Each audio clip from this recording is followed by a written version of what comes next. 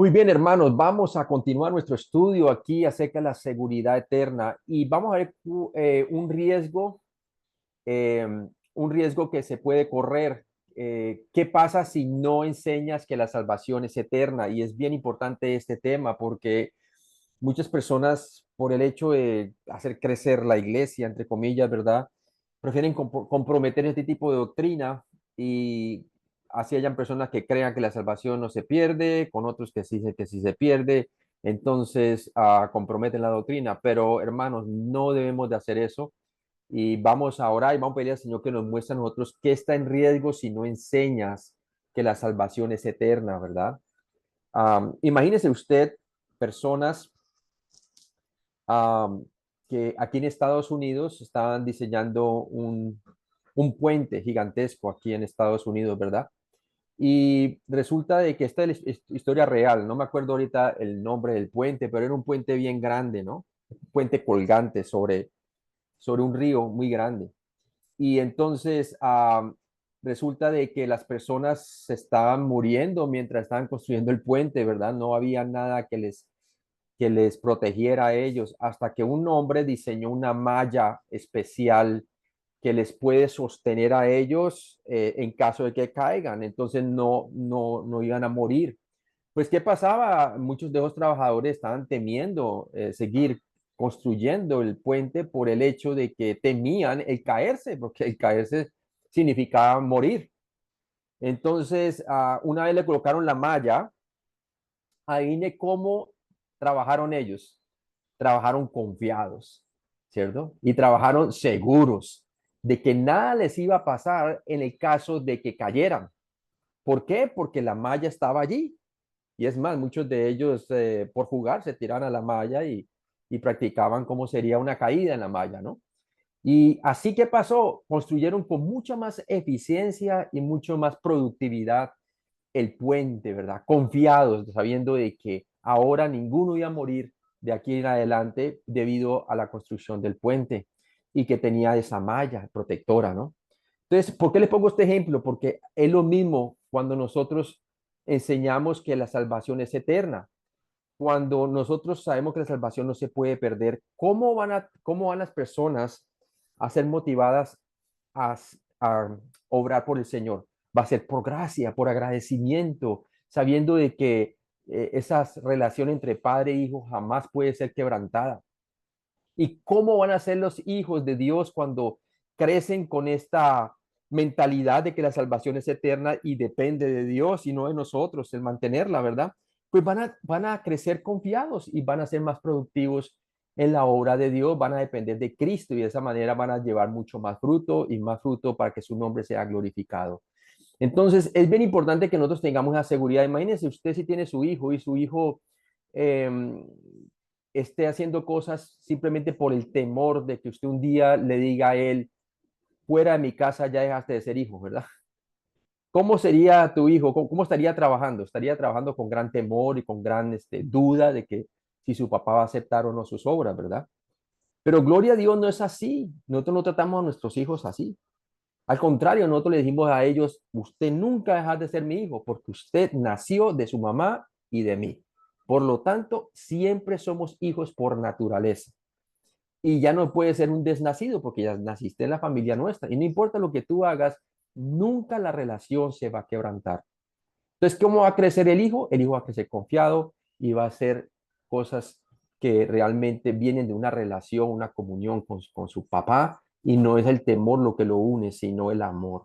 Y eso es lo que vamos a estar hablando, ¿no? ¿Qué está en riesgo si no enseñas que la salvación es eterna, ¿no? Y vamos a pedir al Señor, Padre Celestial, yo te pido que tú nos muestres con tu palabra, Señor, que hay cosas que se ponen a riesgo, Señor, cuando no se enseña la seguridad eterna. Tenemos una iglesia débil, una iglesia que crece sin saber realmente si Dios los ha aceptado completamente o no. Y realmente hay algunas personas que nunca van a confiar en Cristo únicamente para ser salvos de esa manera, porque piensan que es Cristo más su obediencia, Cristo más sus buenas obras lo que lo va a mantener salvos. Y quizás aquellos que si fueron salvos por la fe únicamente, en Cristo solamente, en su obra consumada, que murió por sus pecados y resucitó entre los muertos, quizás van a tener una inseguridad porque van a tener un concepto falso acerca de cómo es su relación ahora entre padre e hijo.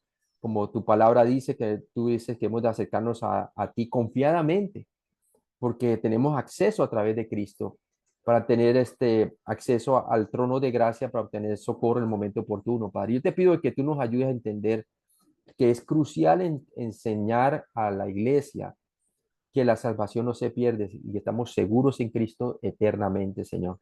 Y que Él se comprometió a preservarnos. Te lo pedimos todo esto en Cristo Jesús. Amén. Entonces, ¿qué está en riesgo si no enseñas que la salvación es eterna?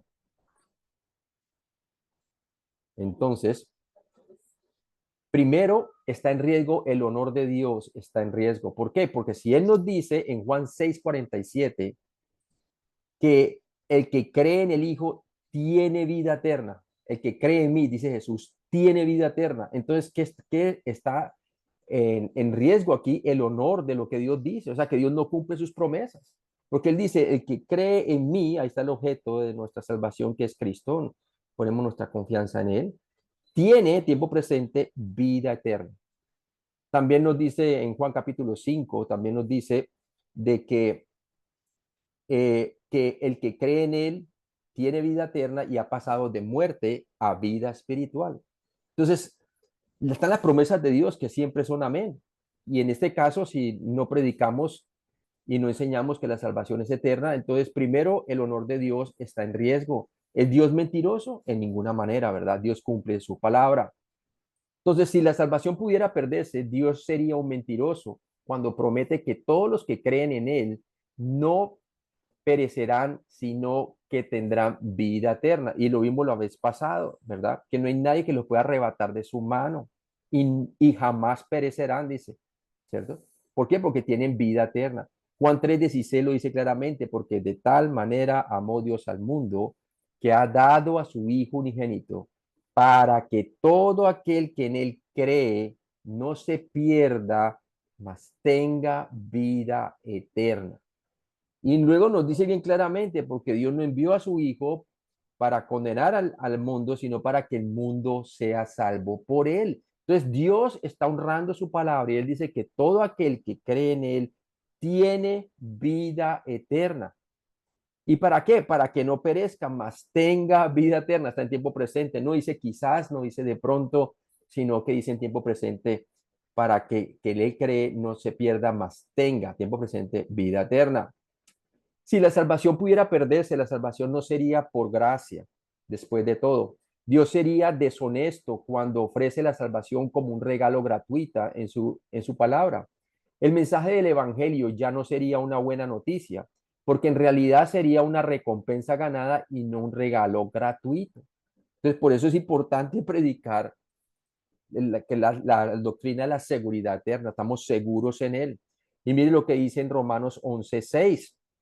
Y Romanos 11:6 nos lo dice bien claramente. Si vamos allí, la palabra de Dios nos confirma entonces así. Y nos dice, y si por gracia ya no es por obras, de otra manera, la gracia ya no es gracia. Y si por obras ya no es gracia, de otra manera, la obra ya no es obra. Entonces, lo uno excluye lo otro. La gracia es un regalo inmerecido. No había manera de que tú, aún en tu mejor día, pudieras satisfacer la justicia de Dios. Porque la justicia o rectitud de Dios declaraba perfección. ¿Y quién puede reunir la perfección de la justicia de Dios? Solamente la persona de Cristo. Ninguno de nosotros, puesto que todos han pecado y están destituidos de la gloria de Dios. Entonces, tiene que ser por gracia. Dios hizo todo lo que es requerido para salvarnos en la persona y obra de Cristo. Cristo murió por nuestros pecados como perfecto sustituto y se levantó entre los muertos conforme a las Escrituras. ¿Para qué? Para darnos la seguridad de la vida eterna en su resurrección. Hebreos 13, versículo 5b, mire lo que dice allí. Y vamos en el libro de Hebreos, capítulo 13, y nos dice la palabra de Dios bien claramente al respecto. Hebreos capítulo 13, versículo 5.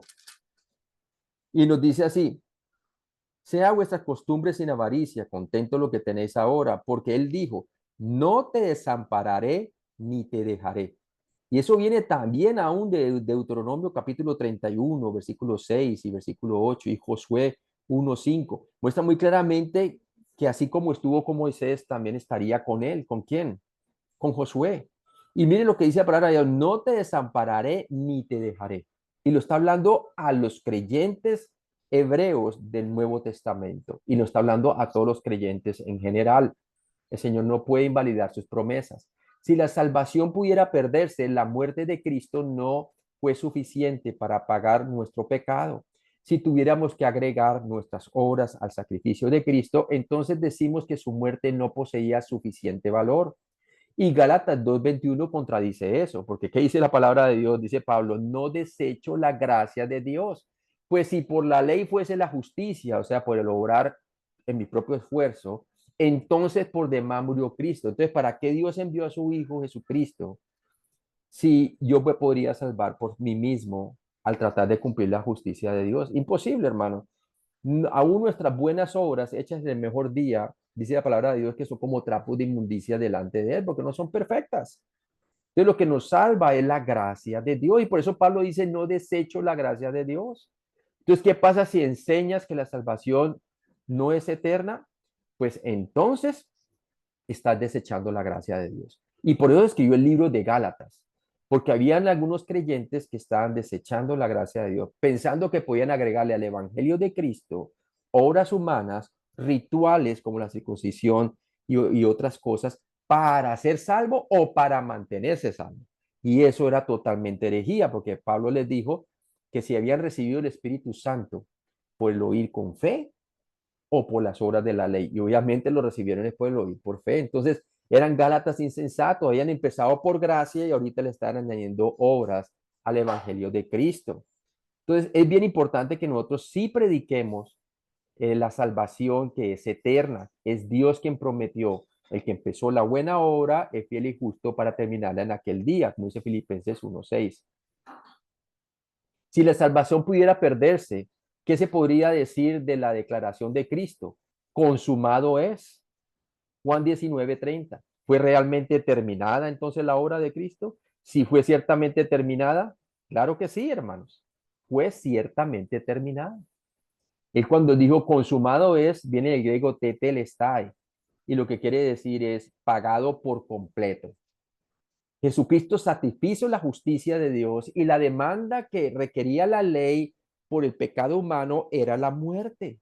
Por eso dice que la paga del pecado es muerte. Desde el jardín del Edén, Dios instituyó que la paga del pecado es la muerte. Cuando le dijo a Adán, ¿verdad?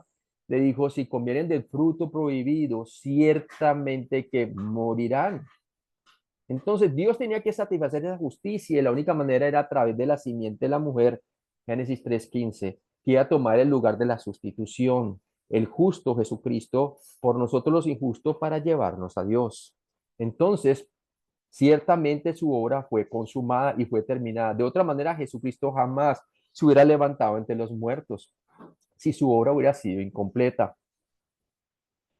Tu propio bienestar espiritual, número 2, está en riesgo. O sea que no solamente el honor de su palabra, de la palabra de Cristo, como leímos número 1, sino número 2, tu propio bienestar espiritual está en riesgo. Vas a crecer, si eres creyente, ¿verdad? Vas a crecer dudando. Y también los motivos por los cuales vas a servir a Dios van a ser motivos que no son realmente los motivos por los cuales debes servir. Vas a estar tratando de sirviéndole a Él como tratando de ganarte algo de Él y no hay nada que nosotros debamos de ganar aquí. Ya no vas a servirle a Él en espíritu y en verdad, sino que vas a estar dudando todo el tiempo si eres o no eres un hijo de Dios. Tu propio bienestar espiritual está en riesgo. Veamos por qué. Si pudiéramos perder nuestra salvación, no podríamos legítimamente llamar a la salvación un regalo gratuito. Ya sería entonces por obra. Es decir, pero no, la palabra de Dios dice que es un regalo gratuito. ¿Por qué? Porque fue consumado en la cruz. Él dijo que fueran a predicar el perdón de pecados y la vida eterna, ¿verdad? A todo aquel que creyera. Y esa es la buena noticia del Evangelio. Efesios 2, del 8 al 9 dice, porque por gracia sois salvos por medio de la fe y esto no de vosotros, pues es un don de Dios, quiere decir la salvación por gracia, no por obras para que nadie se gloríe. nadie se gloríe. Hebreos 7:25, miren lo que dice la palabra de Dios. Y vamos allí, Hebreos capítulo 7, versículo 25. Y nos dice la palabra, por lo cual puede también salvar perpetuamente, hablando de Cristo, a los que por él se acercan a Dios, viviendo siempre para interceder por ellos. O sea que aún Dios es nuestro abogado y él intercede por nosotros. Cada vez que caemos en pecado como creyentes, la palabra de Dios dice que Él es fiel y justo para perdonarnos cuando confesamos esos pecados, para restaurar nuestra comunión con Él. Nuestra relación nunca va a ser quebrantada, nuestra comunión sí, cada vez que pecamos, pero puede ser restablecida la comunión cuando confesamos nuestros pecados, porque Él, como lo dice en primera de Juan 1:9, si confesamos nuestros pecados, Él es fiel y justo para perdonarnos y limpiarnos de toda iniquidad. O sea que en nuestra comunión con el Padre tenemos acceso por medio del Hijo porque tenemos abogados delante del Padre, como dice en la primera de Juan capítulo 2. Abogado tenemos con el Padre. Si alguno ha pecado, hijitos, dice, abogado tenemos con el Padre. ¿Por qué? Porque Él hace intercesión perpetua por nosotros. Él es ahora nuestro, Jesús está en su función, ahorita mismo en el cielo, como nuestro sumo sacerdote. ¿Y qué hace él? Él nos representa ante el Padre. ¿Y qué pasa? Ya hizo la obra consumada y resucitó entre los muertos. Y él lo que hace está defendiéndonos delante del Padre, debido al sacrificio que hizo por nosotros, porque hemos creído en él. Si pudiéramos perder nuestra salvación, ¿tendríamos realmente esperanza? Pregúntese eso. ¿Qué tenemos que ofrecer al mundo si creemos que la salvación puede realmente perderse al final por nuestro fracaso en mantenerla? Hablando de aquellos que dudaban de la resurrección, Pablo dijo, si en esta vida solamente esperamos en Cristo, somos más dignos de conmiseración de todos los hombres. ¿Por qué? Porque estamos predicando que Jesucristo realmente resucitó entre los muertos. Y si usted puede ver, eso viene de Primera de Corintios, capítulo 15, versículo 19, en donde había una influencia griega de epicuria que decían no creemos en la resurrección y no hay resurrección. Y decían, bueno, el cuerpo para las viandas y las viandas para el cuerpo. Y ese era un dicho que tenían los corintios de esa zona, la gente inconversa, para decir mi cuerpo para el sexo y el sexo para el cuerpo. Pues no hay resurrección, si no hay resurrección no hay juicio.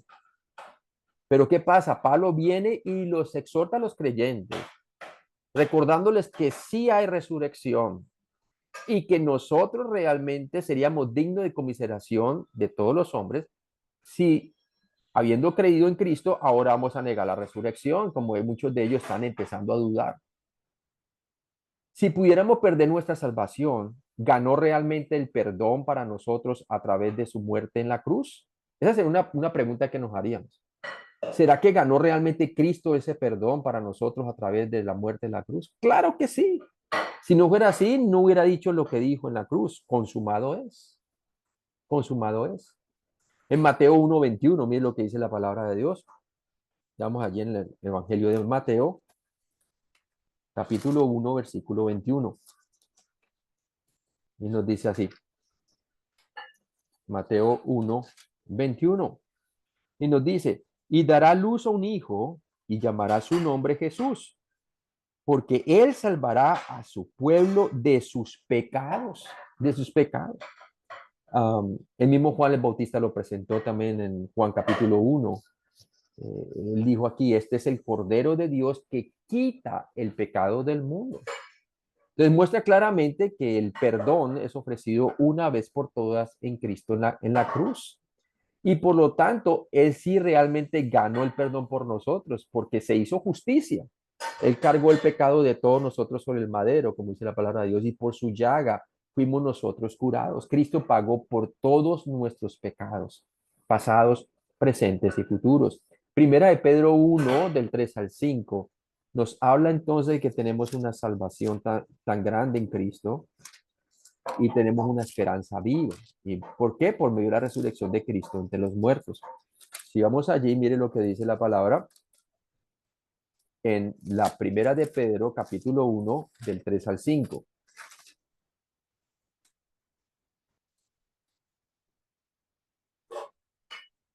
Aquí aquí ya va a llegar. Y nos dice,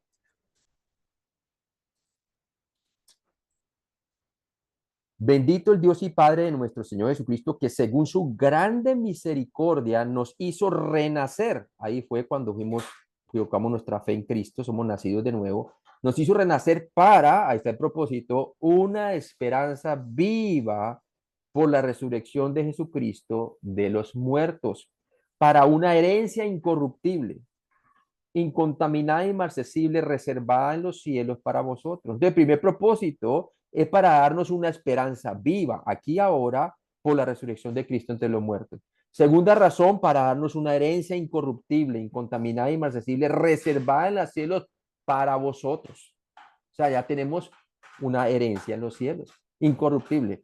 Y en el versículo 5 dice que sois guardados por el poder de Dios mediante la fe.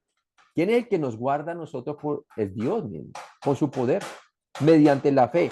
¿Para qué? Para alcanzar la salvación que está preparada para ser manifestada en el tiempo posterior. O sea, que es el mismo Dios quien mediante la fe en su poder nos está preservando. ¿Para qué? Para esa salvación, hablando de la futura glorificación que está preparada en el tiempo postrero para nosotros. Nuevamente, es un versículo que muestra claramente que la salvación es eterna, porque está preservada por el poder de Dios. Si pudiéramos perder nuestra salvación, necesitaríamos ser honestos al compartir el Evangelio con un incrédulo, es, explicando que la salvación no es realmente garantizada y que el cielo dependerá en última instancia de los propios esfuerzos. Esto no sería una buena noticia. No sería una buena noticia. ¿Por qué? Porque entonces, ¿para qué vino Cristo a morir en la cruz y resucitar ante los muertos? ¿Para qué tomar todo semejante gran sacrificio que tuvo que hacer si no es necesario, verdad? Pero obviamente era necesario. Jesús dijo que era necesario que el Hijo del Hombre entregara su vida en manos de pecadores, pero que resucitase el tercer día. Y mire lo que dice Tito 3 del 5 al 6 y vemos cómo claramente Tito 3 del 5 al 6 nos muestra claramente que somos salvos por su misericordia, hermanos. ¿Sí? Y bien importante eso, y vemos que no es por obras. En Tito capítulo 3 del 5 al 6 nos dice, nos salvó no por obras de justicia que nosotros hubiéramos hecho, sino por su misericordia, por el lavamiento de la regeneración y por la renovación en el Espíritu Santo, el cual derramó en nosotros abundantemente por Jesucristo nuestro Salvador. Nosotros necesitábamos nacer de nuevo espiritualmente porque realmente nosotros no solamente pecamos, el problema no era solamente los pecados que cometemos, sino la esencia que somos pecadores. Necesitamos tener una nueva naturaleza que solamente Dios la puede dar por medio de un nuevo nacimiento. Y eso fue por medio de la fe en Jesucristo. ¿Y cómo fue eso? Dice la palabra de Dios claramente ahí en ese versículo. Si lo leemos nuevamente, dice, nos salvó no por obra de justicia que no tuviéramos hecho, sino por su misericordia, por el lavamiento de la regeneración y por la renovación del Espíritu Santo. Ese Espíritu Santo que derramó sobre nosotros al momento de creer en Él, que Cristo murió por nuestros pecados conforme a la Escritura, que fue sepultado y resucitó entre los muertos. Si pudiéramos perder nuestra salvación, necesitaríamos presentar el miedo al infierno como la motivación para vivir. Primera de Juan 4:18 dice, en el amor no hay temor, sino que el perfecto amor echa fuera el temor, porque el temor lleva en sí castigo, de donde el que teme no ha sido perfeccionado o madurado en el amor. El miedo al lago de fuego no es un motivador válido para el cristiano. ¿Por qué? Porque nos dice Romanos 8, versículo 1, que ninguna condenación hay para los que están en Cristo Jesús. Hermanos, debemos de ser conscientes que todos los que hemos creído en Cristo y su obra consumada en la cruz, su muerte por nuestros pecados y resurrección, debemos de entender que nuestro juicio ya pasó, pero quien llevó las consecuencias de tal juicio hasta la muerte misma, porque la paga del pecado es muerte, fue Cristo. Ahora lo que nos dio Dios fue su dávida. ¿Y cuál es la dávida? Es el don de Dios, que es vida eterna en Cristo Jesús. El que cree en mí tiene vida eterna. Entonces vemos claramente que Dios cumple sus promesas y ahora Él quiere que nosotros le sirvamos por amor, porque ya no hay temor, porque tenemos una relación de padre a hijo. establecida por medio de su Hijo. Entonces, el miedo al lago de fuego no es un motivador válido para el cristiano. La consecuencia del lago de fuego se debe predicar es al hombre inconverso o la mujer inconversa, mostrándole que si hay consecuencias si rechazan a Cristo. Porque la palabra de Dios lo dice en Juan 3:36, el que cree en el Hijo tiene vida eterna.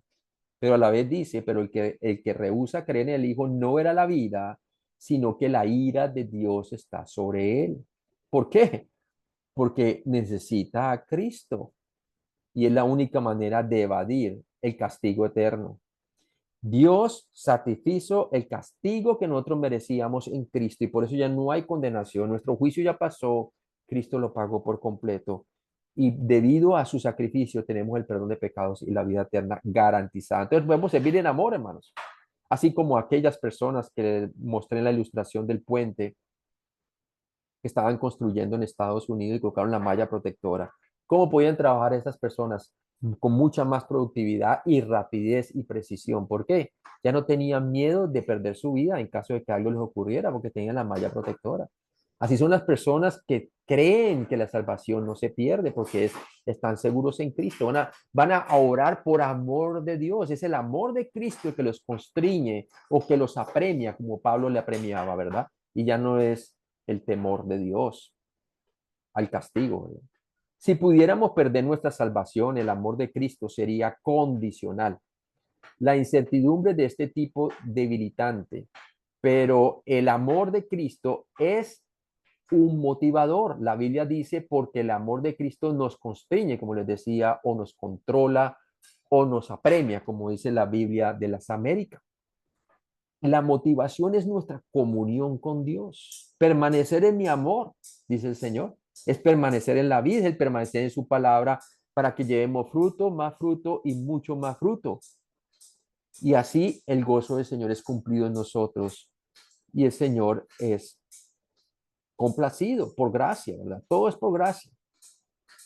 Si pudiéramos perder nuestra salvación, envejeceríamos e incluso iríamos a nuestro lecho de muerte con dudas paralizantes. ¿Cómo podrías saber alguna vez con seguridad si realmente fuiste salvo, si la salvación dependiera incluso en parte de tus obras o conducta? Y vemos claramente que Dios nos muestra en su palabra que nuestra glorificación está segura debido a lo que Cristo hizo, todo lo que Cristo hizo en la cruz por nosotros. En nuestra identidad con Cristo ahora estamos seguros. Como dice Pablo, ya no vivo yo, mas vive Cristo en mí. Y lo que vivo ahora en la carne, lo vivo para el amor de Dios, quien se dio a sí mismo por mí. O sea, él sabía muy bien que su identidad ahorita estaba en Cristo. Lo que era cierto de Cristo era cierto de él.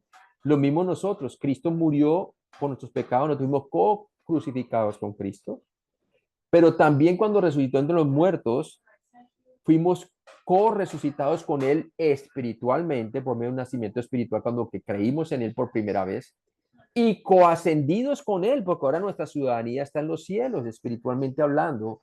Ese es nuestro destino seguro. Y en más, Primera Tesalonicenses 4, del 13 al 17, si la salvación se pudiera perder, Pablo no estaría diciéndole esta promesa a los tesalonicenses, ¿verdad? Y está en la Primera Tesalonicenses capítulo 4 en cuanto al arrebatamiento de la iglesia. Y dice allí en el versículo 13 al 17, dice así: tampoco queremos, hermanos, que ignoréis acerca de los que duermen, quiere decir, hermanos, que ya habían muerto físicamente para el tiempo que Pablo escribió la carta. Dice, para que no os entristezcáis como los otros que no tienen esperanza. Porque si creemos que Jesús murió y resucitó, ahí está, así también traerá Dios con Jesús a los que durmieron en él. Mire que él está diciendo a todos ellos. Ahora, todos los que habían muerto en Cristo, ¿verdad?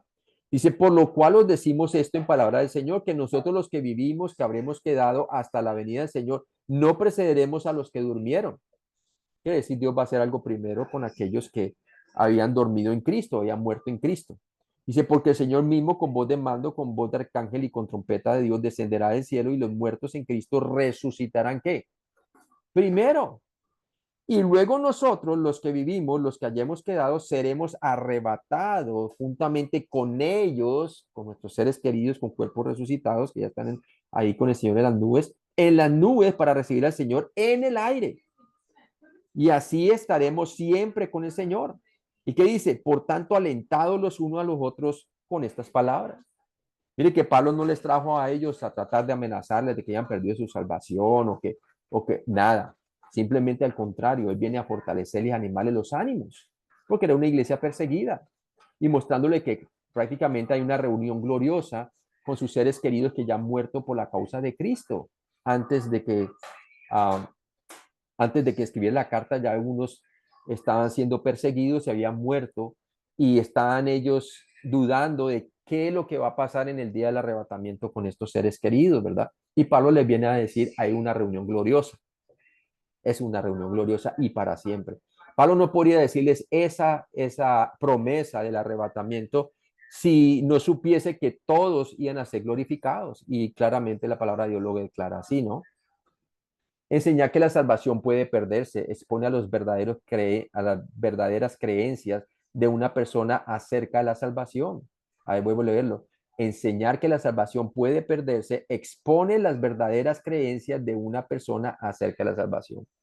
En otras palabras, o la persona no ha entendido que la salvación es por gracia y todavía no está salvo, porque no ha entendido el evangelio que es por la sola fe en la obra consumada de Cristo, su muerte por su pecado y resurrección, o es una persona que sí ha creído, pero ahora está bajo una enseñanza falsa en donde lo ponen por obras y comienza a dudar de su salvación.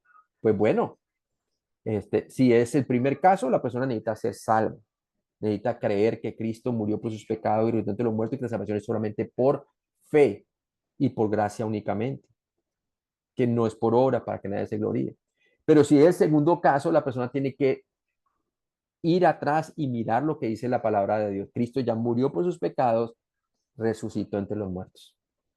Y número dos, tiene que mirar que las promesas de Dios siempre son amén. Dice, el que cree en mí tiene vida eterna, no es por obra para que nadie se gloríe. Entonces tenemos que darle el crédito a lo que está escrito en la palabra de Dios, no lo que yo sienta, no lo que me diga otra persona, sino lo que dice su palabra en su contexto, ¿no? Al enseñar que la salvación puede perderse, estás diciendo que depende de ti conservar tu propia salvación y que tus obras son lo suficientemente buenas como para merecer el favor de Dios. Y no es así, hermano. No somos salvos por nuestros méritos, somos salvos únicamente por los méritos de Cristo en la cruz. Como el ladrón en la cruz, él colocó su confianza que el único que le podía asegurar que iba a entrar al reino era el Mesías y por eso le dijo, Señor, acuérdate de mí cuando vengas en tu reino. Este hombre estaba entendiendo el por qué el Mesías estaba muriendo en la cruz y era por sus pecados, no por los pecados del Mesías. Más le había dicho al otro ladrón, no temes tú estando bajo la misma condenación. Nosotros la verdad merecemos lo que hemos hecho, somos pecadores, pero él ningún mal hizo. Estaba reclamando que el Mesías era impecable. Dios hecho hombre, nunca pecó, pero estaba dando cuenta y sabía y confiaba de que lo que Cristo estaba haciendo lo iba a dar acceso al reino. Además, creía en la resurrección, porque como el Señor iba a acordarse de él para que cuando venga en su reino, si no hubiera resucitado, si él no creyese en la resurrección. Y por eso Jesús le dijo, hoy estarás conmigo en el paraíso. Mire que no le dijo, mira, si te portas bien hasta el último suspiro, o si haces esto, o si haces una oración de pecador, o si haces esto ritual, nada, le dijo, hoy estarás conmigo en el paraíso. ¿Por qué? Jesús vio en él que él tenía fe en la obra de Cristo como suficiente para darle la vida eterna y la seguridad que entraría en el reino. Si esto es lo que crees, estás diciendo que tú puedes salvarte a ti mismo, o sea, si estás confiando en tus propias obras. Y en primera instancia no es así, hermano, no es por obra para que nadie se gloríe. No hay buena obra que tú y yo podamos hacer para remediar el problema del pecado que ya hemos cometido.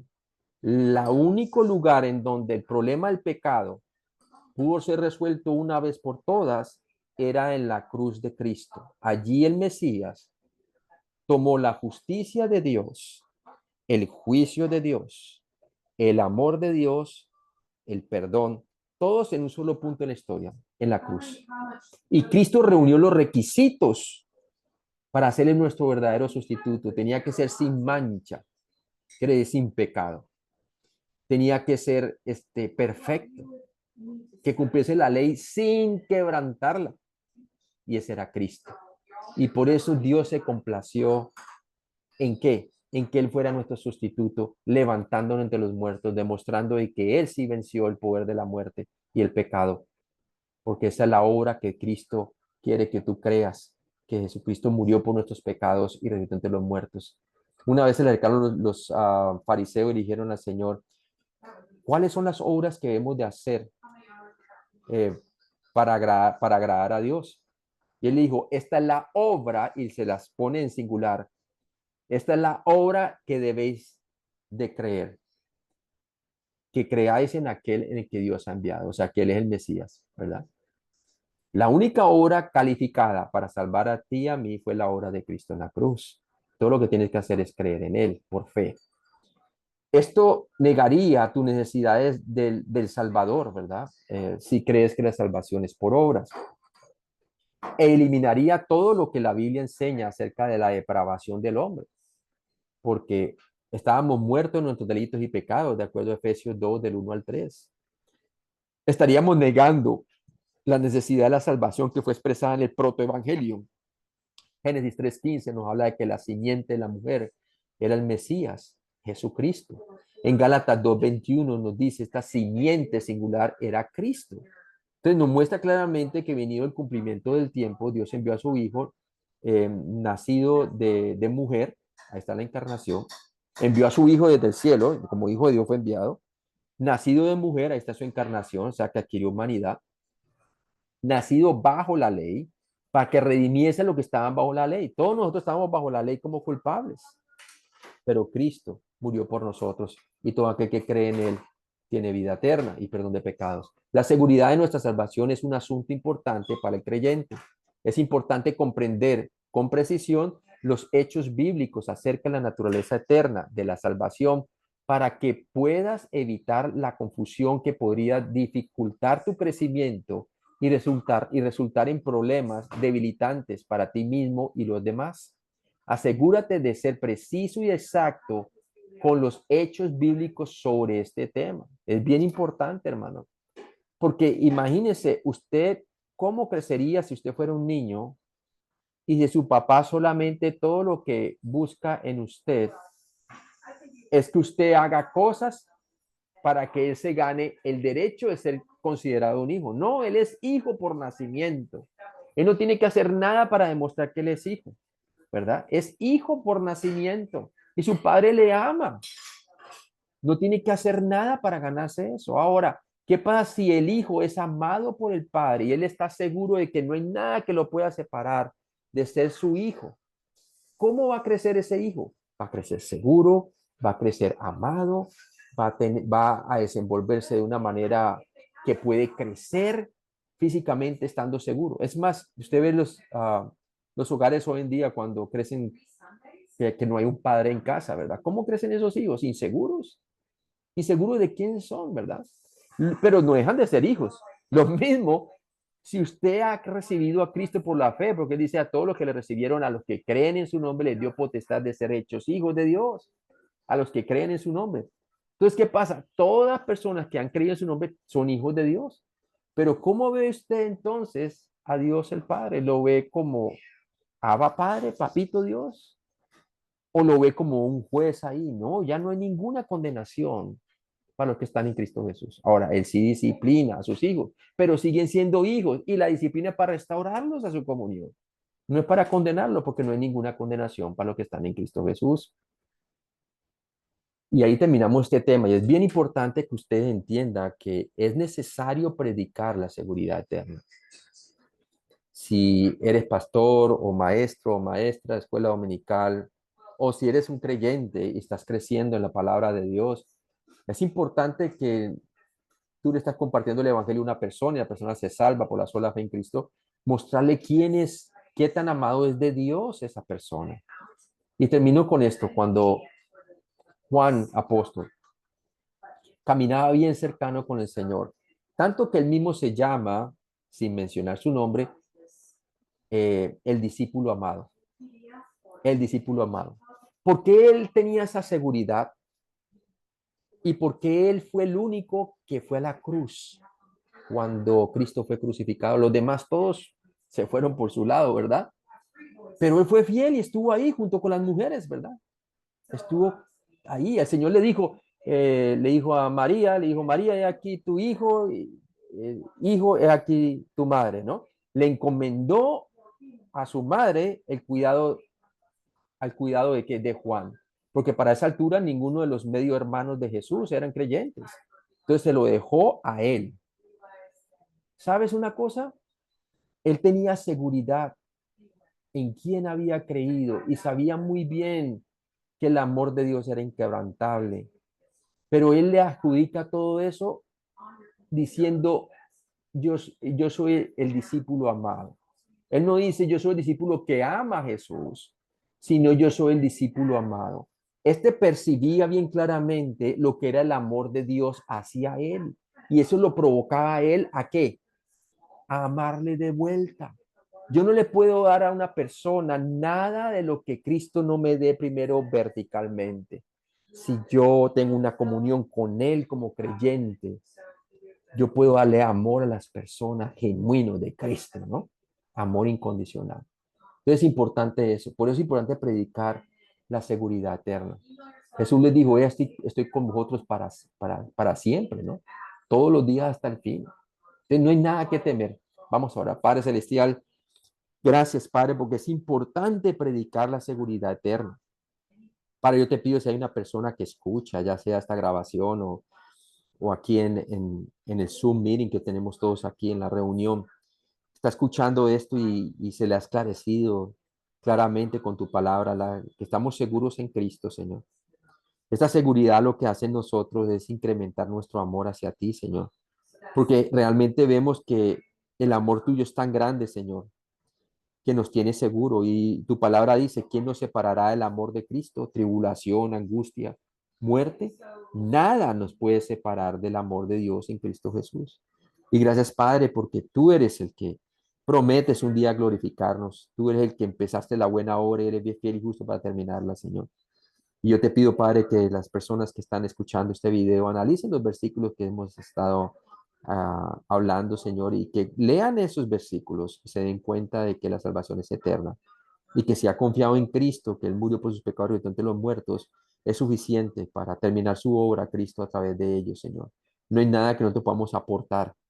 Todo lo que te debemos nosotros o que hacemos es simplemente devolverte el amor que tú nos has dado, Señor. Y ayúdanos a ser fieles a ti, Señor, por medio de tu gracia, por medio de la fe en Cristo. Y gracias, Padre, por esa salvación tan grande que nos has dado. En Cristo Jesús te lo pedimos. Amén.